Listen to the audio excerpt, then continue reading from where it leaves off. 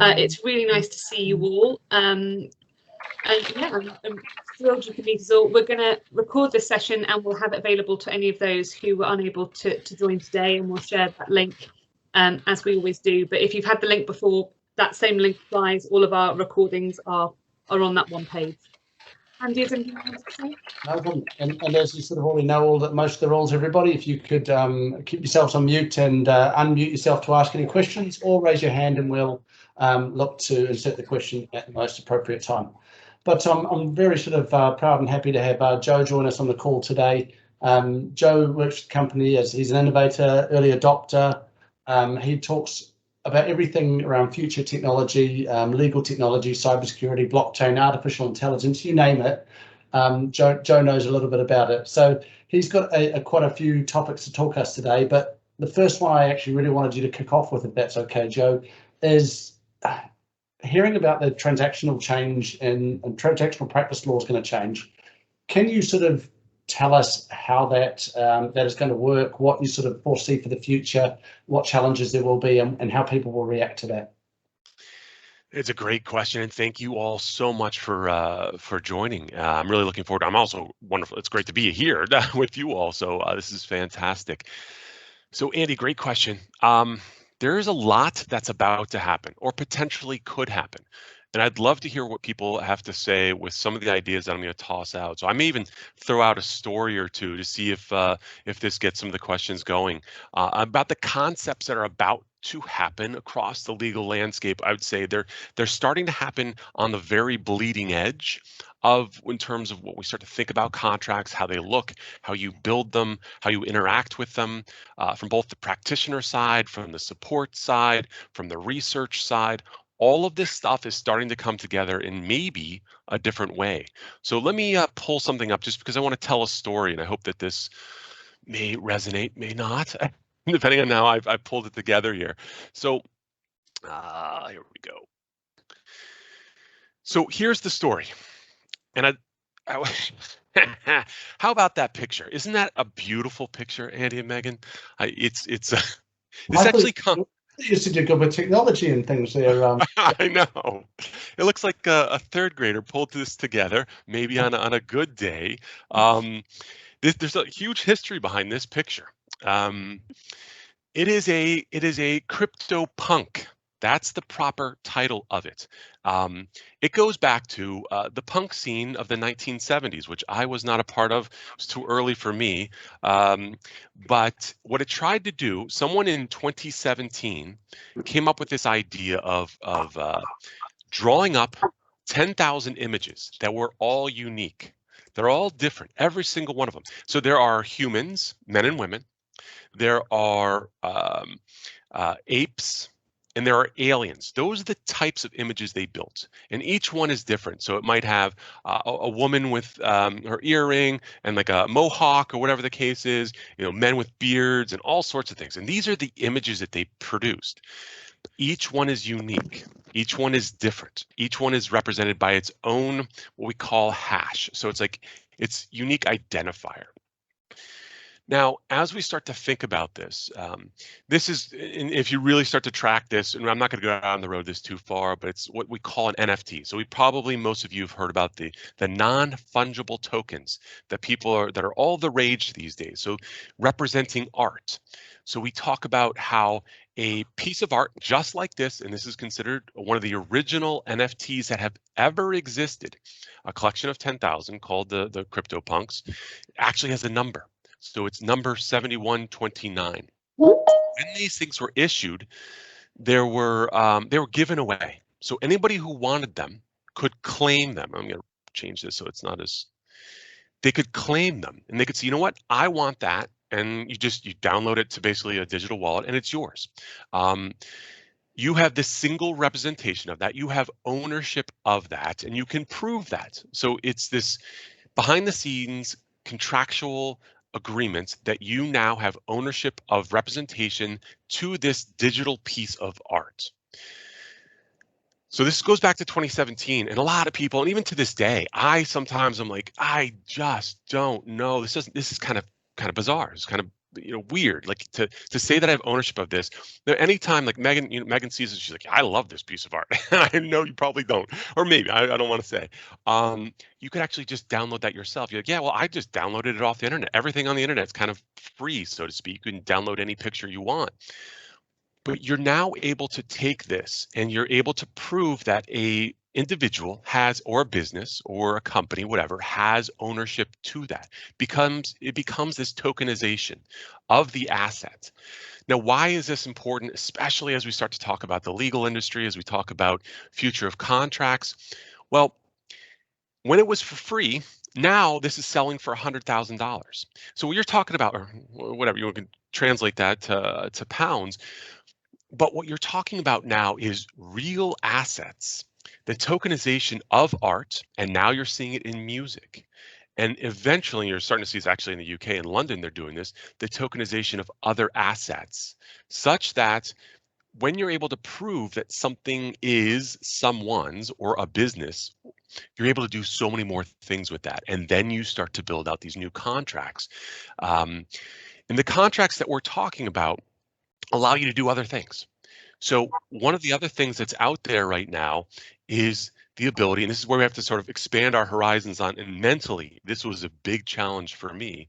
You can tokenize or create asset ownership of anything these days that is digital, which is going to be so transformative, especially for the legal industry, because you're going to have people arguing over this is mine, that's mine, no, it's not. And you can now prove it. You can show that. So here's another quick example. I have two examples for this side. Jack Dorsey, of course, the CEO of Twitter, tokenized his first tweet. And you might say, what in the world? Like, I can go to Twitter, I can go to his first tweet, and I can see it all day long. It's just there. And if I want to capture a screenshot of it, I can do so. The person, what he did was he offered this up and saying, this is my original tweet. Whoever wants to buy it can do so. And people did. They bid for it. So his first tweet went for 2.7 million US. And so that person now has ownership of it, and they can prove it because it was switched from Jack Dorsey to this other individual. You can see that line horizon. It is stored on an immutable ledger, so to speak. So the reason why I'm bringing all this stuff up is, one, this is creating this dynamic where you now have this digital contract that's on this ledger that says, yes, you have ownership to this, and you can tokenize anything in the world. Megan has a Picasso behind her sitting up on the wall, and you're like, oh my gosh, that's amazing. And she's like, yeah, it's just sitting there and I love it, but you know what? I want to make some money off things. I want to tokenize this. So I want 1,000 people to have a stake in that, an ownership, a share of that. And you can put the shares out there. You can put these digital tokens out there such that she now has the ability to monetize that. In this example of the Twitter example, you might be like, all right, well, the person has ownership of it. There's two thus far use cases for this within a contract. One is they can prove that they own this, yes, and they can hold on to it and say, you know what, maybe in 5 years it'll be worth $10 million US. Or when they want to sell it, they can go and build this into the contract. Every single time this sells going forward, and I can see that through these transactions, I get 10%, or Jack Dorsey, since he created it, gets 10% royalty on that. And it's built into the contract itself. It's automated. And this is mind-altering stuff. If you start to think about it and extrapolate where we're going to go, this is the direction that we'll start to see this. Now, what does that mean?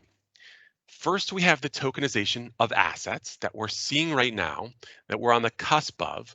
So it's going to be in real estate. So any practice of within real estate, any area within real estate, any of the arts, music, your car, so the deeds to properties, all of that stuff will be represented by a token.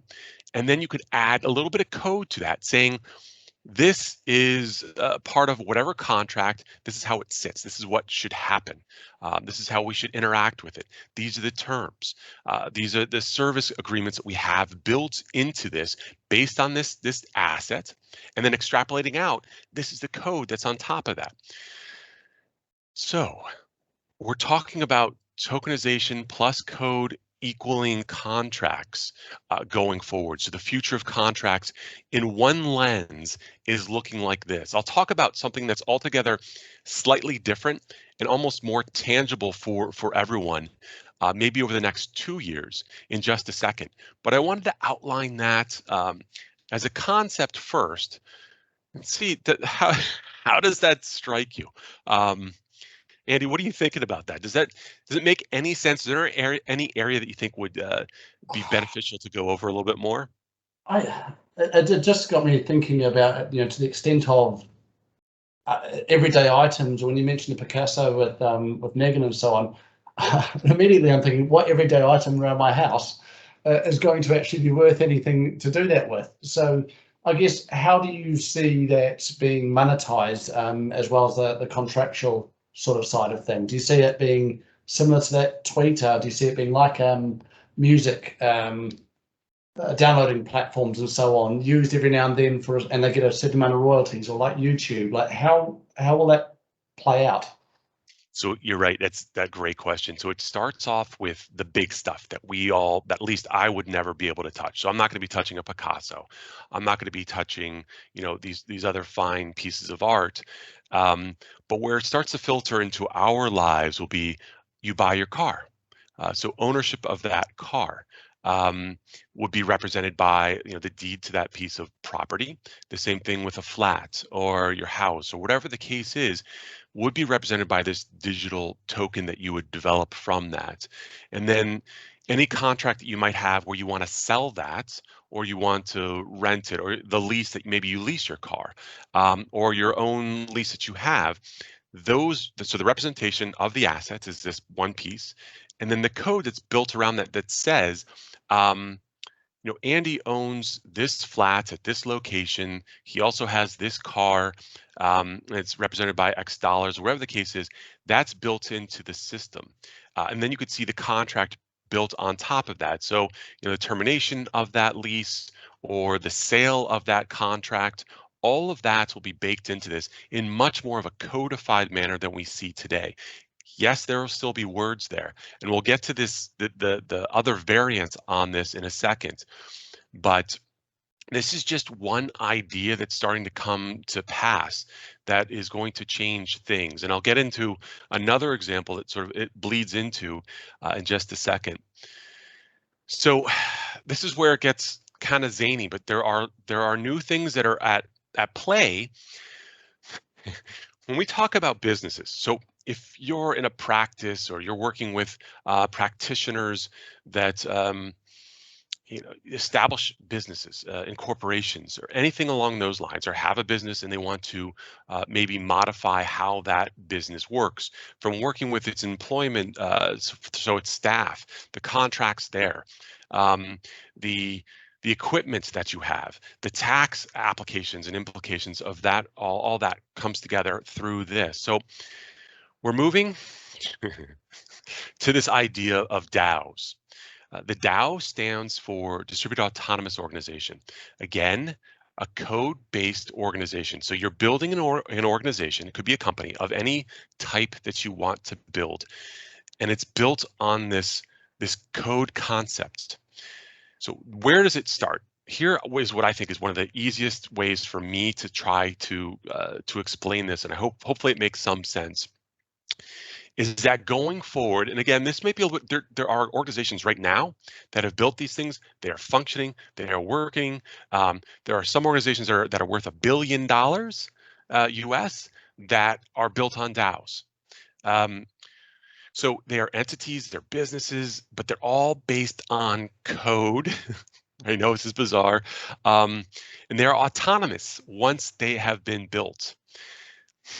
So here's the most simplistic example. So when this came in as a concept, and this is moving so quickly that this was back in, again, 2016, this is what people talked about.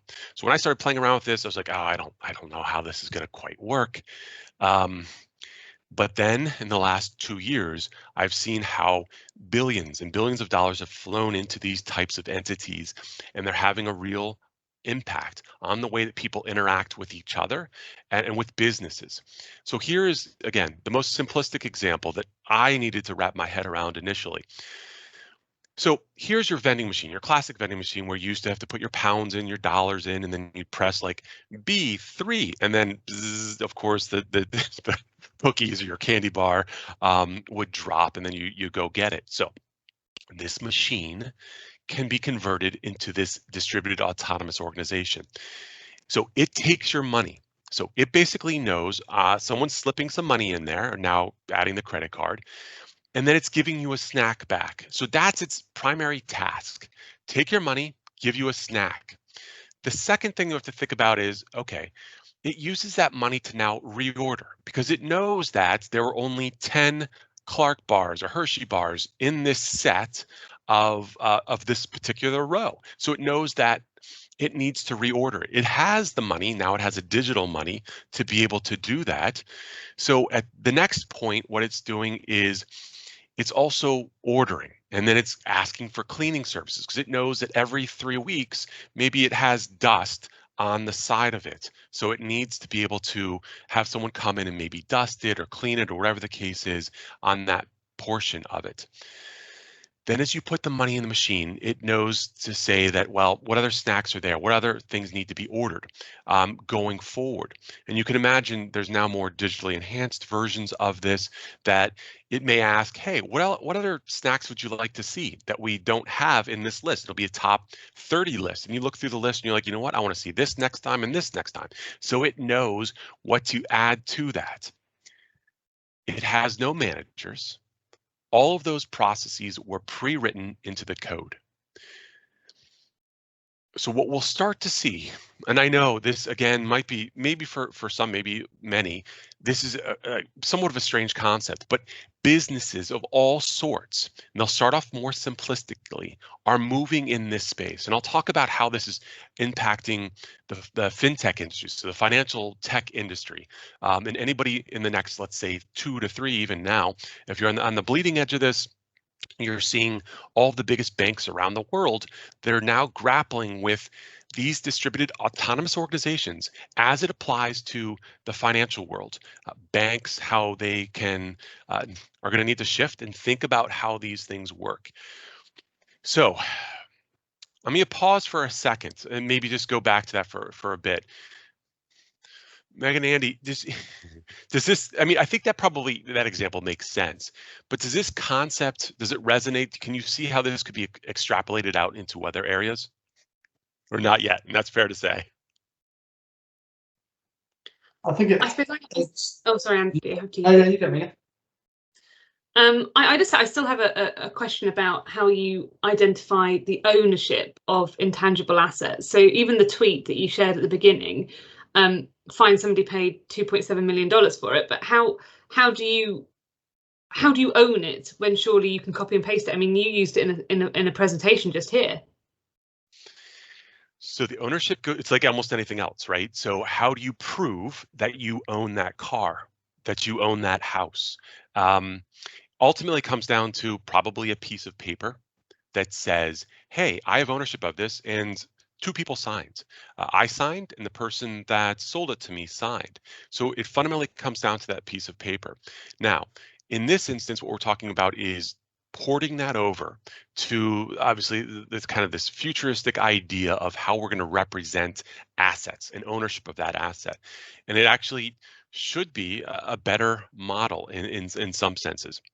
So what I can do is I can take that entire image and I can use some of the algorithms that say, okay, this is exactly every single pixel in every single location. It is now that, and literally it's defined at the pixel rate ratio of what's in that particular diagram of whatever it is. And then that is ported over to this hash. The hash is like 64 characters long. And that is then stored on a blockchain. So it's this immutable ledger, right? That says this is the place to go to confirm. And anytime you want to show that that is the ownership of it, you show them this key, this public key that anyone can look at, and they can look at the tracking of ownership back to the originator who minted that particular asset or created that asset.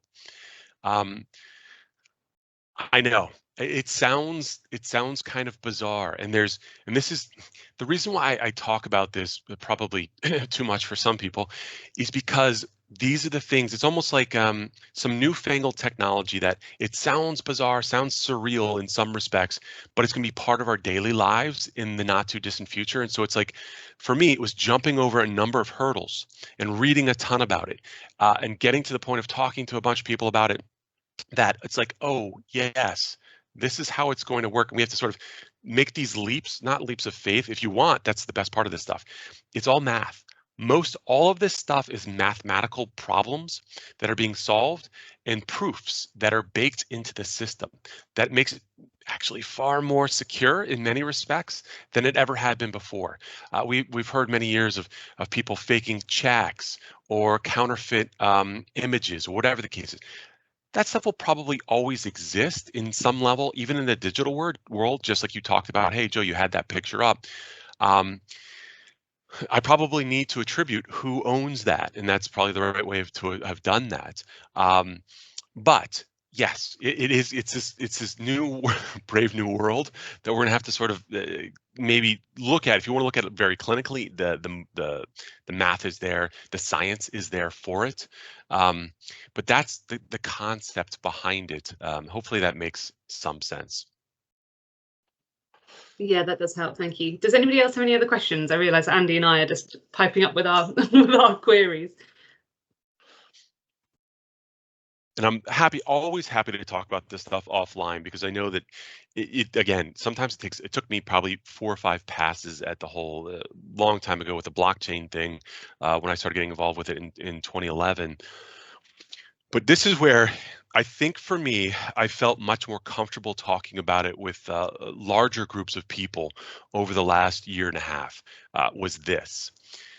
So when I started talking about the banks, and when you look at industries, and I don't know if I should even bring this up, but when you look at industries that take technology and leverage it, the early adopters, there are certain industries that have done that on the internet. And I won't go down the road of one side of this. If you think about the beginning of the internet, when we think about the web, there was one industry in particular that took advantage of it far before anybody else. I was like, what am I going to do on the internet? Yeah, I can open up this web page. And what is that? It has like goofy little pictures and maybe some text. And it was really disjointed and looked kind of crummy.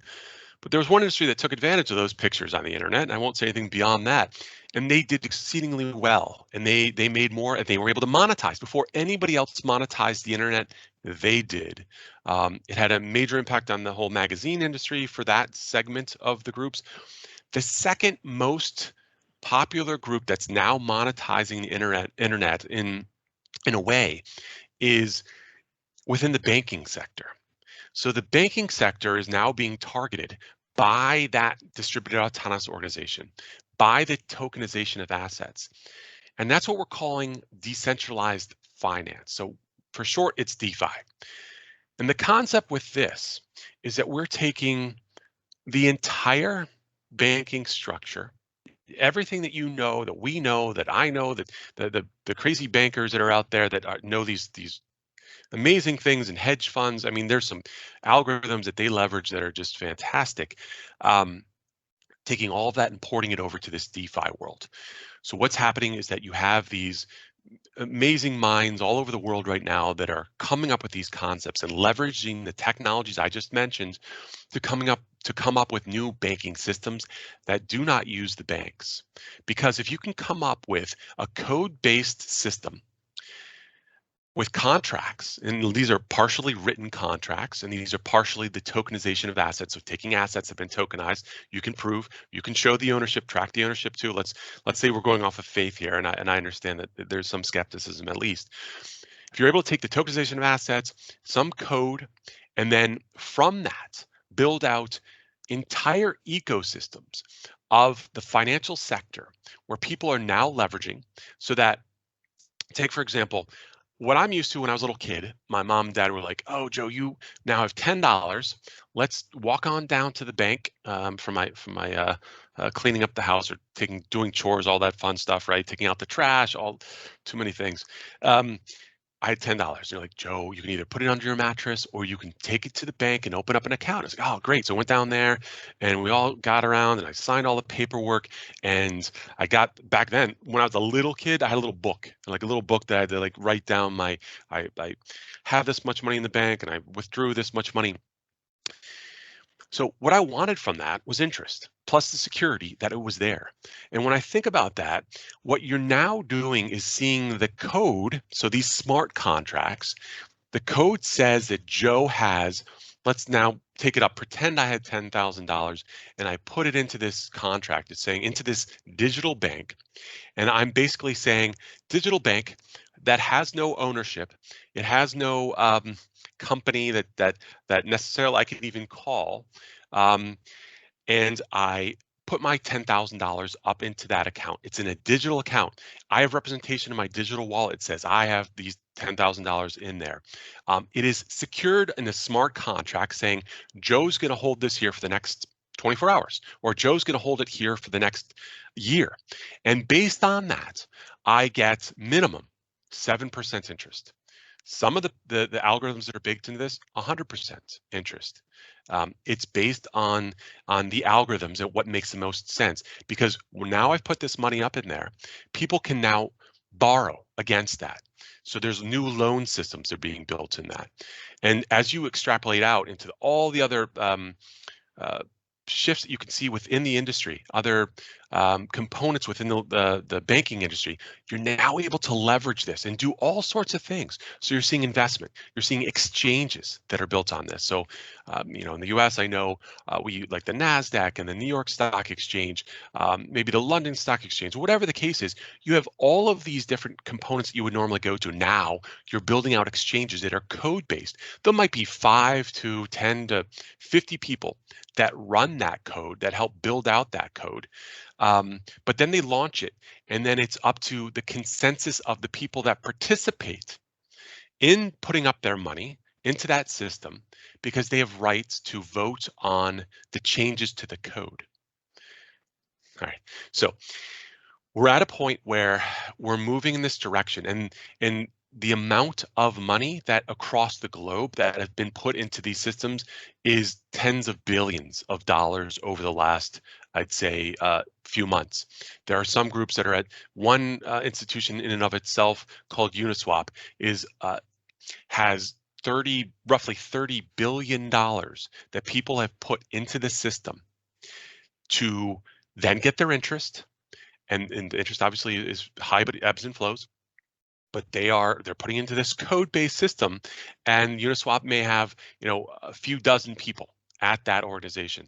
They have the code and they launch that code, and the code says if-then statements.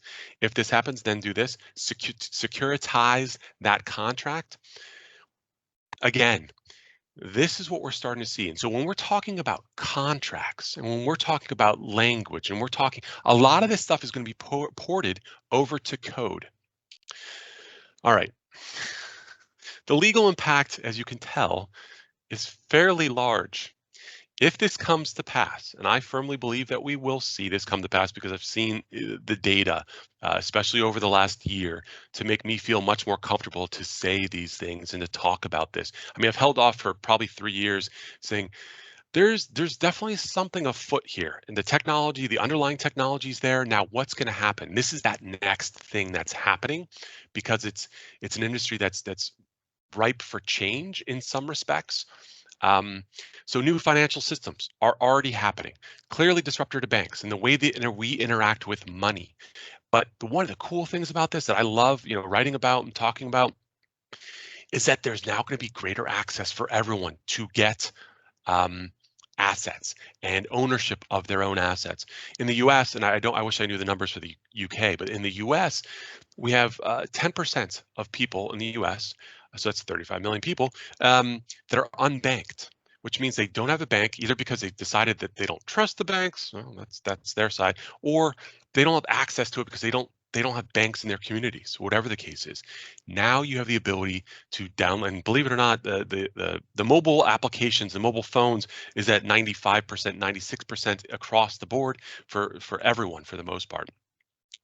So now you'll have your bank on your phone, and what the term of art these days is unbanked. So people potentially going unbanked. So not necessarily needing to go through any one of the banks that we're all familiar with that we use, but going through these newer banks that are code-based, that are using these contracts and the tokenization of assets and representation therein to be able to do these new things. All right, let me take a breath and see. Are people tuning out? This makes some sense. And I'm happy to go on to this next piece that I think is maybe, it's not as trippy in some respects. If this is new to you, I can understand this might be out there, and I gather that. But the next piece is something that is, I think, well, so the DeFi thing is, and here's to give you context. So DeFi can be built on many different distributed ledgers or blockchains, whatever the case is. One of the most popular one to date is called Ethereum. And so it's the ledger, it's a database. Just think about those things as a database, place to store things, and you can build code onto it to have it do those. It's sold from one person to the next. If you look at the top companies in the world, and this is market cap, I recently took this screen capture. Ethereum, which is this sort of decentralized layer platform, sits above Nestle, above Procter & Gamble, above PayPal. It's a few short stops away from going past Bank of America, which is one of the US's biggest banks in terms of market cap, what it's worth. I predict that in maybe a few years, this could be #1 in the world. We will see. Who knows? I don't want to project too far. Yeah, another example is that. So the reason why things are getting more clear for me, and I think for a lot of people, especially in the fintech world, is that you're seeing where this was just a concept and an idea 10 years ago, 11 years ago, it take off in such an extreme that there are 60 countries around the world that are creating or working on creating a digital currency for themselves. So in the US, there's the digital dollar. In the UK, of course, you all are also moving in this direction. Serious business being had. And this one article basically said the Bank of England is consulting on public digital cash that could represent the biggest shift in the monetary systems for over 200 years. And I don't think that's hyperbole. I think that's very true. So this, from my lens, is very real, and is changing the way that we think about assets, money, and then the contractual layer that sits and is the foundational component for all of that.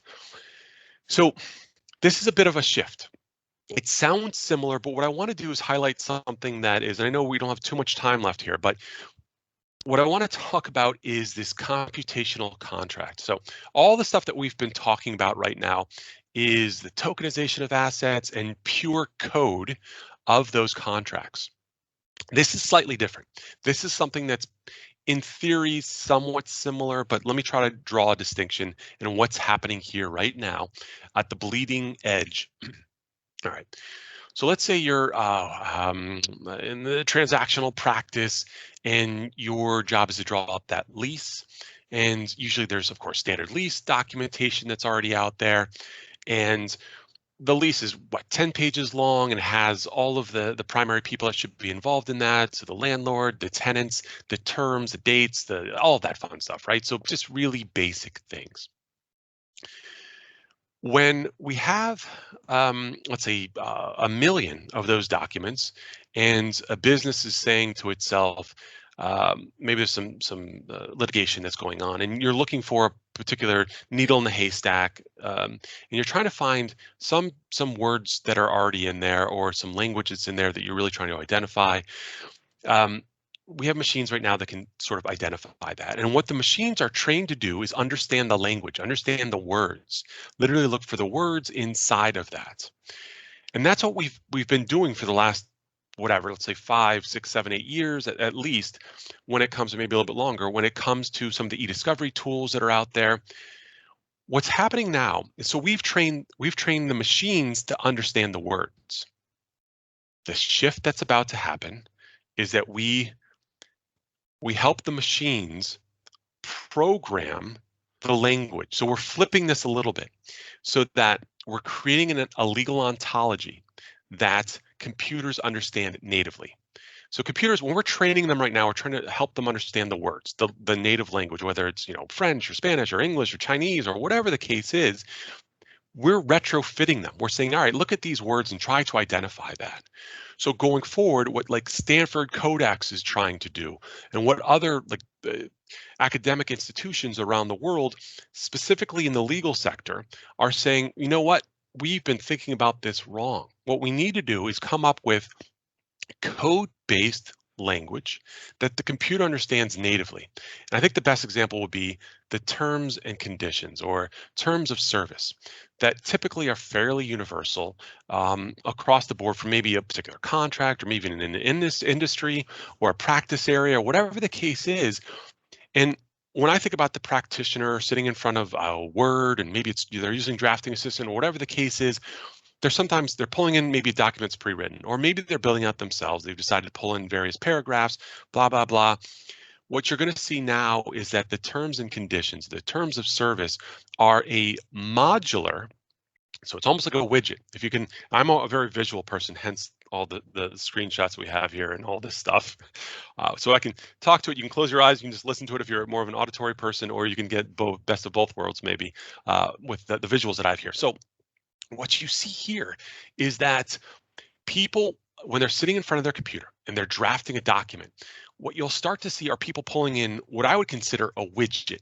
And the widget is going to be predefined, saying this is a standard terms and conditions widget. You literally drag and drop it with your mouse onto the screen, and then you populate it where you want. The same thing with other widgets. So you get to the point where these computational contracts are going to be something where you're dragging and dropping things in, or it'll already be there. And it's something that the computer natively knows and understands in a much cleaner, easier way than what we have now. It may be nuanced for some, but we're getting to the point where those computers are able to process and reason over the contracts automatically with much more, hopefully, a degree of accuracy for that. So code, hopefully getting to the point of contracts. I know that this is still earlier days, but there are many groups working on it. So I just figured that it would make some sense to try to sort of talk about it. And I know that we're 40 minutes in, and I've been doing a lot of yabbering here, and there's a lot of screen stuff that I've thrown up. So that's really what I wanted just to mention today. And I hopefully, if it seems like a bunch of malarkey to you, I apologize. Happy to take it offline and talk about it. But there's a lot of things that are happening, and there's a lot of data to now support that this could be the direction that we start to move in. And I think especially within the legal industry, it's almost paramount to be aware of maybe what is potentially happening. So final thoughts, as you see up on the board here, the tokenization leads to this idea of codifying rules. So just rules that say, if this happens, then do this. And that will be and is sort of legal contracts. And then those DAOs, so those decentralized autonomous organizations, is that extrapolation on top of that. So if you can start to do really simplified if-then statements, you can now start to build pseudo businesses or operations that leverage these DAOs. DeFi, so that decentralized finance space is leading the way, and we're seeing that with billions of dollars invested and working right now. And if you believe all this stuff and you see that there is potential for here, there is absolutely immense opportunity within the legal industry going forward, because there's so much to take advantage of. And it's, again, we're back at the beginnings of a whole new industry. Like, I think one last example I'll give is the apps, the whole app world. Now it's going back 12 years before the iPhone existed and all that apps, that none of the apps, none of those businesses even were a glimmer in anybody's eye. We're at another inflection point with that sort of thing here, at least in my belief. All right, that is it. But any thoughts, questions, reflections? I'd love to hear about them. Megan and Andy, anything?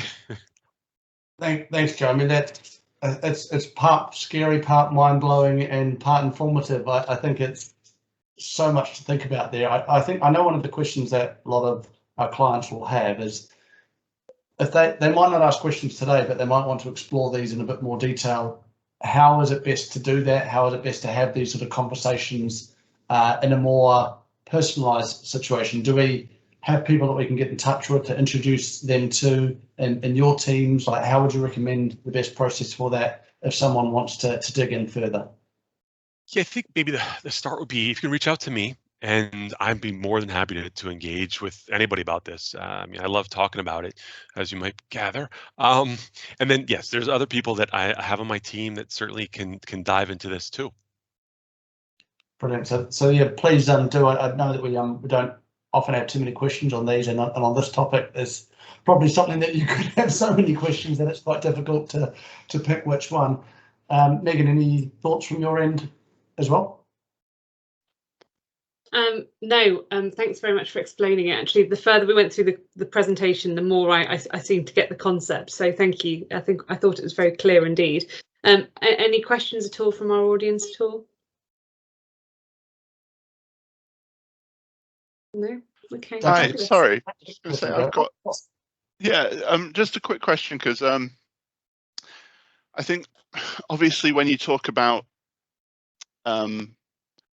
contracts as code and stuff, is there a lot of work been doing on, say, security around that to stop it being hacked and taken advantage of? Because obviously I think back looking at blockchain and stuff to Mt. Gox or Ethereum was hacked a few years ago, and obviously I can see obviously that could go badly for something if it's an amazing question, and an apropos, no question. So in the beginning, you mentioned it, one of the original DAOs came about, I believe it was either 2016 or 2017. They had 117 million US locked in those smart contracts. So people basically said, I'm going to take my money, I'm going to put into the smart contract, and it should be safe and secure. It was hacked. It was the first hack of a DAO, and it was significant. So they had to figure out a whole new way. It was early days, so they were able to do what we call a hard fork. So create another new database. So let's say, forget about that database, we'll start new.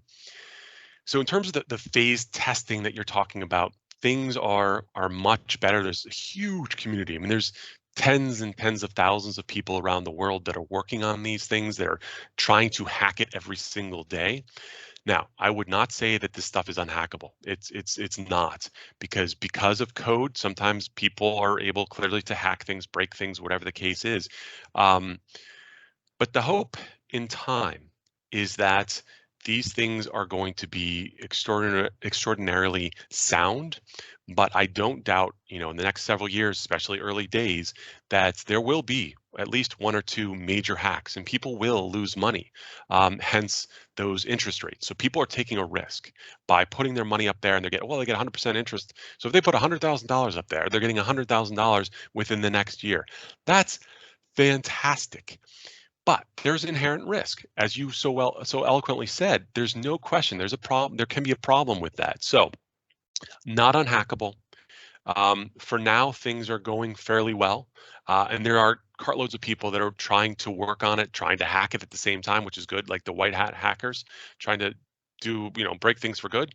But there's also the dark hat that are trying to clearly purge some of those smart contracts and shift that money over to themselves.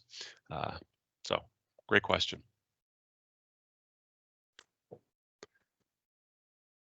All right. Thanks. I think sorry, was there another question there? No, that's better. Thank you very much. Thanks, Andy, for your question, and thank you so much, Joe, for jumping on here and talking about this. As usual, I'm happy to sort of introduce Joe to you or sort of talk. I imagine that there's quite a variety of different areas that this could go into and how it can affect the legal industry and be an opportunity for. So if in doubt, please sort of come to myself, Megan, Lila or Robin, and obviously we can set up these sort of conversations to have with, or direct you to the right people if it's not Joe to have. So thank you very much for jumping on today, Joe.